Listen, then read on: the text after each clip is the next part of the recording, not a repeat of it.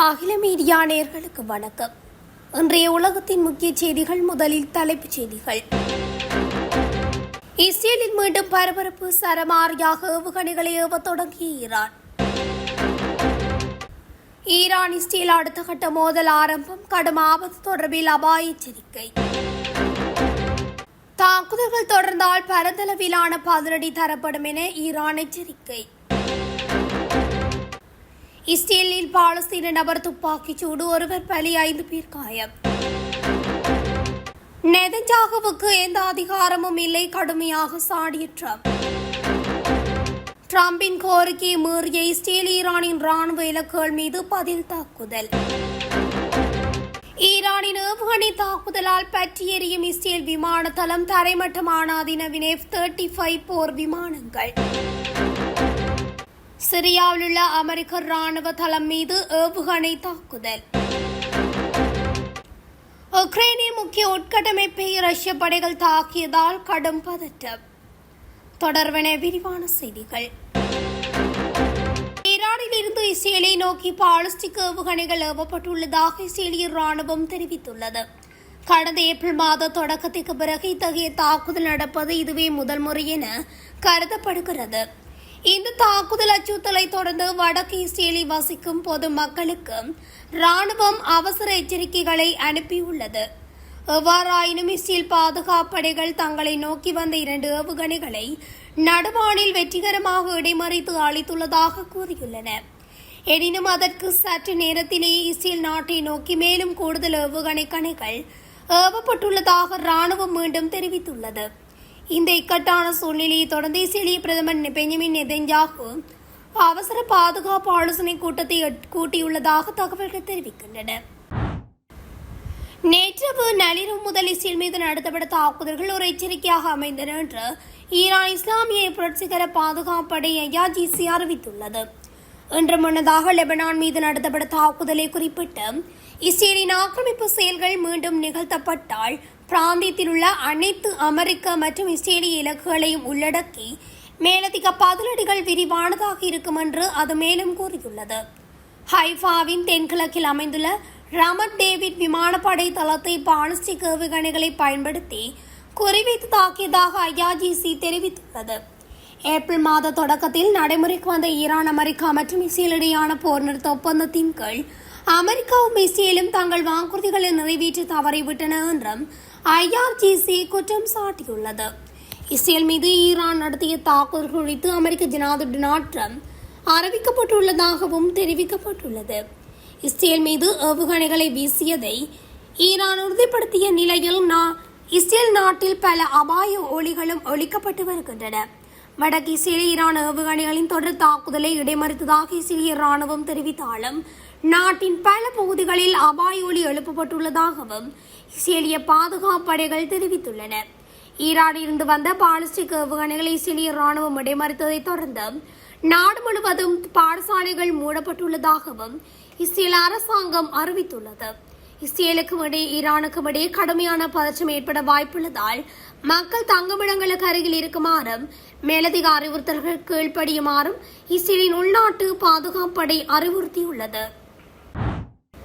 அனைத்து முனைகளிலும் போர் நிறுத்தம் அமல்படுத்தப்படும் என்ற நிபந்தனையின் அடிப்படையிலேயே அமெரிக்காவுடனான போர் நிறுத்த ஒப்பந்தத்தை தாம் ஏற்றுக்கொண்டதாக ஈரானின் இஸ்லாமிய புரட்சிகர காவல்படை தெரிவித்துள்ளது. எனினும் அமெரிக்காவும் இஸ்ரேலில் லெபனான் மீது தாக்குதல்களை மேற்கொண்டதன் மூலமும் ஹார்முஸ் நீரிணை, ஓமான் கடல் மற்றும் இந்திய பெருங்கடல் பகுதிகளில் ஈரானிய கடற்கரைகள் மற்றும் கப்பல்களை இலக்காக கொண்டு தொடர்ச்சியான நடவடிக்கைகளில் ஈடுபட்டதன் மூலமும் தங்களது உறுதிமொழிகளை நிறைவேற்ற தவறியுள்ளதாக அந்த படை குற்றம் சாட்டியுள்ளது. இது தொடர்பாக வெளியிடப்பட்டுள்ள அறிக்கையில் போரை முடிவுக்கு கொண்டு வருவதற்கான பேச்சுவார்த்தைகள் தொடர்ந்து இடம்பெற்று வருகின்ற போதிலும் அமெரிக்கா ஈரானிய துறைமுகங்கள் மீது கடற்படை முற்றுகையை தொடர்ந்தும் பேணி வருவதாகவும் குறிப்பிடப்பட்டுள்ளது. அதேவேளை கடந்த சில நாட்களாகவே இரு தரப்பினருக்கும் இடையில் பழிவாங்கும் தாக்குதல்கள் தொடர்ச்சியாக இடம்பெற்று வருவதாகவும் அந்த அறிக்கையில் சுட்டிக்காட்டப்பட்டுள்ளது. நேற்றிரவு மேற்கொள்ளப்பட்ட நடவடிக்கை ஒரு எச்சரிக்கை மட்டுமே என தெரிவித்துள்ள ஈரானின் IRGC படை எதிர்காலத்திலும் அத்துமீறல்கள் தொடருமானால் பதிலடி நடவடிக்கைகள் இன்னும் பரந்தளவிலும் தீவிரமான முறையிலும் முன்னெடுக்கப்படும் என எச்சரித்துள்ளது. இந்த நள்ளிரவு அதிகாலை வேளையான தாக்குதல்கள் ஈரான் மற்றும் அமெரிக்கா இடையிலான பட்சத்தை மீண்டும் அதிகரித்துள்ளது. இந்த அறிக்கை மத்திய கிழக்கு பிராந்தியத்தின் பாதுகாப்பு நிலைமை குறித்த புதிய கவலைகளை ஏற்படுத்தியுள்ளது. அனைத்து முனைகளிலும் போர் நிறுத்தம் அமல்படுத்தப்படும் என்ற நிபந்தனையின் அடிப்படையிலேயே அமெரிக்காவுடனான போர் நிறுத்த ஒப்பந்தத்தை தாம் ஏற்றுக்கொண்டதாக ஈரானின் இஸ்லாமிய புரட்சிகர காவல்படை தெரிவித்துள்ளது. எனினும் அமெரிக்காவும் இஸ்ரேலில் லெபனான் மீது தாக்குதல்களை மேற்கொண்டதன் மூலமும் ஹார்முஸ் நீரிணை, ஓமான் கடல் மற்றும் இந்திய பெருங்கடல் பகுதிகளில் ஈரானிய கடற்கரைகள் மற்றும் கப்பல்களை இலக்காக கொண்டு தொடர்ச்சியான நடவடிக்கைகளில் ஈடுபட்டதன் மூலமும் தங்களது உறுதிமொழிகளை நிறைவேற்ற தவறியுள்ளதாக அந்த படை குற்றம் சாட்டியுள்ளது. இது தொடர்பாக வெளியிடப்பட்டுள்ள அறிக்கையில் போரை முடிவுக்கு கொண்டு வருவதற்கான பேச்சுவார்த்தைகள் தொடர்ந்து இடம்பெற்று வருகின்ற போதிலும் அமெரிக்கா ஈரானிய துறைமுகங்கள் மீது கடற்படை முற்றுகையை தொடர்ந்தும் பேணி வருவதாகவும் குறிப்பிடப்பட்டுள்ளது. அதேவேளை கடந்த சில நாட்களாகவே இரு தரப்பினருக்கும் இடையில் பழிவாங்கும் தாக்குதல்கள் தொடர்ச்சியாக இடம்பெற்று வருவதாகவும் அந்த அறிக்கையில் சுட்டிக்காட்டப்பட்டுள்ளது. நேற்றிரவு மேற்கொள்ளப்பட்ட நடவடிக்கை ஒரு எச்சரிக்கை மட்டுமே என தெரிவித்துள்ள ஈரானின் IRGC படை எதிர்காலத்திலும் அத்துமீறல்கள் தொடருமானால் பதிலடி நடவடிக்கைகள் இன்னும் பரந்தளவிலும் தீவிரமான முறையிலும் முன்னெடுக்கப்படும் என எச்சரித்துள்ளது. இந்த நள்ளிரவு அதிகாலை வேளையான தாக்குதல்கள் ஈரான் மற்றும் அமெரிக்கா இடையிலான பட்சத்தை மீண்டும் அதிகரித்துள்ளது. இந்த அறிக்கை மத்திய கிழக்கு பிராந்தியத்தின் பாதுகாப்பு நிலைமை குறித்த புதிய கவலைகளை ஏற்படுத்தியுள்ளது. இஸ்ரேலின் பல்வேறு இடங்களில் பாலஸ்தீன நபர் கண்மூடித்தனமாக ஞாயிற்றுக்கிழமை நடத்திய துப்பாக்கிச் சூட்டில் ஒருவர் உயிரிழந்த நிலையில் 5 பேர் காயமடைந்தனர். காசாவை சேர்ந்த கமாஸ் இயக்கத்தினர் கடந்த 2023ஆம் ஆண்டு அக்டோபர் மாதம் முதல் தாக்குதல் தொடங்கிய நிலையில் பலர் உயிரிழந்திருந்தமை குறிப்பிடத்தக்கது. இந்த சூழ்நிலையில் இஸ்ரேலில் பல இடங்களில் பாலஸ்தீன நபர் ஒருவர் ஞாயிற்றுக்கிழமை துப்பாக்கிச் சூடு நடத்தினார். இதில் ஒருவர் உயிரிழந்ததுடன் 5 பேர் காயமடைந்தனர். அவர்களில் 2 பேரின் நிலைமை கவலையளிக்கும் வகையில் உள்ளது. துப்பாக்கிச் சூடு நடத்திய நபர் இஸ்ரேல் குடியுரிமை பெற்ற பாலஸ்தீனர் என்றும் தெரிவிக்கப்படுகின்றது.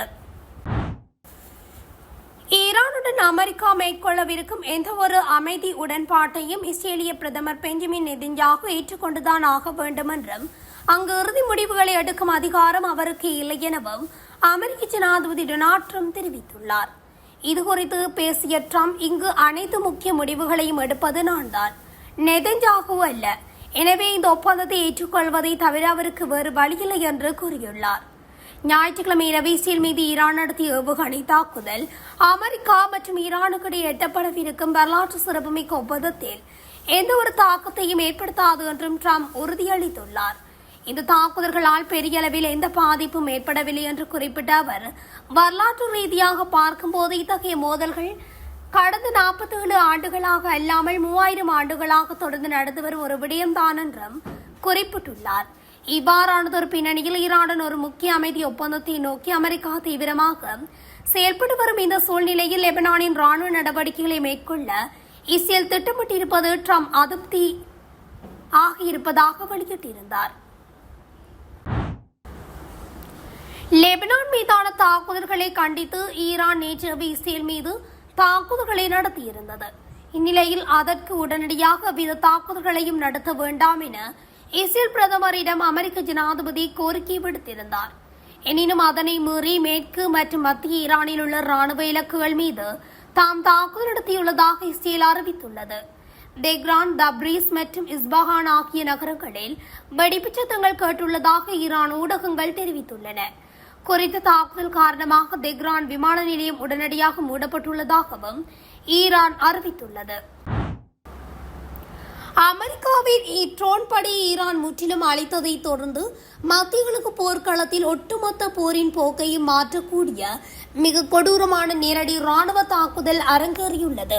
கடந்த சில நாட்களுக்கு முன்பு ஈரான் திறந்து வைத்த தங்களின் 50 நிலத்தடி சுரங்கங்களில் இருந்து ஏவப்பட்ட அதிநவீன ஹைப்பர்சோனிக் மற்றும் பாலிஸ்டிக் ஏவுகணைகள் இஸ்ரேலின் மிக முக்கிய வான்படை தளத்தை குறிவைத்து தாக்கியுள்ளன. ஏவுகணைகள் விழுந்து வடித்ததில் ஒட்டுமொத்த விமான தளமும் நள்ளிரவில் தீப்பற்றி எரிந்து வருவதாகவும் சர்வதேச செயற்கைக்கோள் நேரடி படங்கள் ஆதாரங்களுடன் செய்தி வெளியாகியுள்ளது. இஸ்ரேலின் தெற்கு பகுதியில் அமைந்துள்ள அமெரிக்காவின் அதிநவீன F-35 விமானங்கள் நிலைநிறுத்தப்பட்டிருக்கும் நெவாடிம் வான்படை தளம் மீது ஈரான் தனது ஃபத்தாக் ரக கைஃபசோனிக் ஏவுகணைகளை ஏவி தாக்குதல் நடத்தியுள்ளது. இஸ்ரேலின் ஏரோ 3 மற்றும் அயன்டோம் வான் பாதுகாப்பு அமைப்புகளின் ரேடார்களை ஏமாற்றி ஒளியின் வேகத்தை விட பல மடங்கு வேகத்தில் பாய்ந்த ஈரானிய ஏவுகணைகள் வான்படை தளத்தின் ஓடுதளங்கள் மற்றும் போர் விமானங்கள் நிறுத்தப்படும் பதுங்கு குழிகள் மீது நேரடியாக விழுந்து வெடித்ததில் அந்த விமானப்படை தளம் F-35 போர் விமானங்கள் பற்றியெறிந்து வருவதாகவும் F-35 போர் விமானங்கள் சேதமடைந்துள்ளதாகவும் செய்திகள் வெளியாகியுள்ளது. ஏவுகணைகள் தாக்கிய அதிர்வில் விமானத்தளத்தில் இருந்த ராணுவ எரிபொருள் சேமிப்பு கிடங்குகள் வெடித்து சிதறியதாகவும் இதனால் அப்பகுதி முழுவதும் புகைமூட்டமாக காட்சியளிப்பதாகவும் கூறப்படுகிறது. இதனால் ஒட்டுமொத்த நெவாடிம் தளமும் நள்ளிரவு முழுவதும் தற்போது வரை தீப்பற்றி எரிந்து பல கிலோமீட்டர் தூரத்துக்கு புகை மண்டலமாக காட்சியளிப்பதாக கூறப்படுகிறது. இத்தாக்குதல் இஸ்ரேலிய வான்படையின் முதுகெலும்பாக கருதப்படும் பல மில்லியன் டாலர் மதிப்புள்ள F-35 போர் விமானங்கள் மற்றும் ராணுவ போக்குவரத்து விமானங்கள் கடுமையாக சேதமடைந்துள்ளதாக முற்றிலுமாக அழிவடைந்துள்ளதாகவும் முதற்கட்ட ராணுவ ரகசிய தகவல்கள் கசிந்துள்ளன. வான்படை தலைமீதான தாக்குதலையும் சேதங்களையும் இஸ்ரேல் பகுதியளவில் ஒப்புக்கொண்டுள்ளது. அமெரிக்கா மற்றும் இஸ்ரேலின் கூட்டு கடற்படை முற்றுகை மற்றும் தாக்குதல்களுக்கு நாங்கள் கொடுத்த இறுதி பதில் இதுதான். எங்கள் மீது கை வைத்தால் இஸ்ரேலின் ஒட்டுமொத்த வான்படை ஆதிக்கமும் சாம்பலாக கூடும் என்றும் சாம்பலாக்கப்படும் என்றும் ஈரான் அதிரடி எச்சரிக்கை விடுத்த நிலையில் ஈரானின் ஏவுகணை தாக்குதலினால் நிவாடிம் இஸ்ரேல் விமானத்தளம் பற்றியெறிந்து வருவதோடு அங்கு நிலைநிறுத்தப்பட்டிருந்த அமெரிக்காவின் அதிநவீன F-35 போர் விமானங்கள் பலத்த சேதமடைந்துள்ளதாக தெரிவிக்கப்படுகிறது. இஸ்ரேல் விமானத்தளம் தாக்கப்பட்ட அதே நேரத்தில் சற்று முன்னர் சிரியாவில் உள்ள அமெரிக்க ராணுவ கூட்டுப்படை தளம் மீதும் ஈரான் ஏவுகணை தாக்குதல் நடத்தியுள்ளதாக செய்திகள் வெளியாகியுள்ளது. சிரியாவின் கிழக்கு பகுதியில் எண்ணெய் வயல்களுக்கு அருகே அமைந்துள்ள புகழ்பெற்ற அல் உமர் அமெரிக்க ராணுவ தளம் மீது ஈரானிய ஆதரவு பெற்ற ஆயுதப்படைகள் தொடர் ஏவுகணை தாக்குதலை நடத்தியுள்ளதாக சற்று முன் செய்திகள் கிடைக்கப்பெற்றுள்ளன. சுமார் 6க்கும் மேற்பட்ட ஏவுகணைகள் அமெரிக்க தளத்தின் தங்குமிடங்கள் மற்றும் வெடிமருந்து கிடங்குகளை குறிவைத்து வீசப்பட்டுள்ளதாக கூறப்படுகிறது. தளம் முழுவதும் பலத்த வெடிச்சத்தங்கள் கேட்டுள்ளதாகவும் அமெரிக்க வான் பாதுகாப்பு அமைப்புகள் சில ஏவுகணைகளை நடுவானில் சுட்டு வீழ்த்த முயன்றதாகவும் தகவல்கள் தெரிவிக்கின்றன. இந்த நிலையில் ஈரான் இஸ்ரேல் மீது தாக்குதல் நடத்திய நிலையில் அமெரிக்க தளம் மீதும் தற்போது தாக்குதல் நடத்தியிருப்பது மீண்டும் வளைகுடா மத்திய கிழக்கு பிராந்தியத்தில் போர் பதற்றத்தை அதிகரித்துள்ளமை குறிப்பிடத்தக்கது. உக்ரைனின் செர்னோபில் அணுமின் நிலையத்துக்கு அருகிலுள்ள பயன்படுத்தப்பட்ட அணு எரிபொருளுக்கான சேமிப்பு கிடங்கு மீது ரஷ்ய படைகள் வேண்டுமென்றே தாக்குதல் நடத்தியுள்ளதாக ஜனாதிபதி விளாடிமிர் ஜெலன்ஸ்கி தெரிவித்துள்ளார். இந்த ட்ரோன் தாக்குதலால் அதிர்ஷ்டவசமாக கதிர்வீச்சு அளவில் எந்தவித உயர்வும் ஏற்படவில்லை என தெரிவிக்கப்படுகிறது. அதிகளவிலான அணுப்பொருட்கள் சேமிக்கப்பட்டுள்ள இடத்துக்கு மிக அருகில் இருக்கும் எரிபொருள் பெறும் கட்டிடம் இத்தாக்குதலால் பலத்த சேதமடைந்துள்ளதாக சர்வதேச அணுசக்தி முகமை உறுதிப்படுத்தியுள்ளது. தாக்குதல் நடந்த சமயத்தில் அந்த குறிப்பிட்ட கட்டிடத்துக்குள் அணு எரிபொருள் எதுவும் இல்லை என்றும் இதனால் ஏற்பட்ட தீ உடனடியாக அணைக்கப்பட்டு எவருக்கும் காயம் ஏற்படாமல் தவிர்க்கப்பட்டது என்றும் உக்ரைனின் எனர்ஜோ அடோம் நிறுவனம் தெரிவித்துள்ளது. உலகின் மிக மோசமான அணு பேரழிவு நிகழ்ந்த செர்னோபில் பகுதியில் இருந்து சுமார் 15 கிலோமீட்டர் தொலைவில் இந்த சம்பவம் நடந்துள்ள போதிலும் இதுகுறித்து ரஷ்யா இதுவரை அதிகாரப்பூர்வமாக இந்த கருத்து தெரிவிக்கவில்லை என கூறப்படுகிறது. இத்தாக்குதலுக்கு ரஷ்யா சாகிட் ரக தற்கொலைப்படை ட்ரோன்களை பயன்படுத்தியதாக குறிப்பிட்டுள்ள ஜெலன்ஸ்கி ரஷ்யாவின் இத்தகைய துணிச்சலான அத்துமீறல்கள் நாளுக்கு நாள் எல்லை மீறி செல்வதாக குற்றம் சாட்டியுள்ளார். இத்துடன் அகில மீடியாவின் இன்றைய உலகத்தின் முக்கிய செய்திகள் நிறைவடைகின்றன. தொடர்ச்சியாக செய்திகளை அறிந்து கொள்ள அகில மீடியா ஊடகத்துடன் இணைந்திருங்கள். நன்றி, வணக்கம்.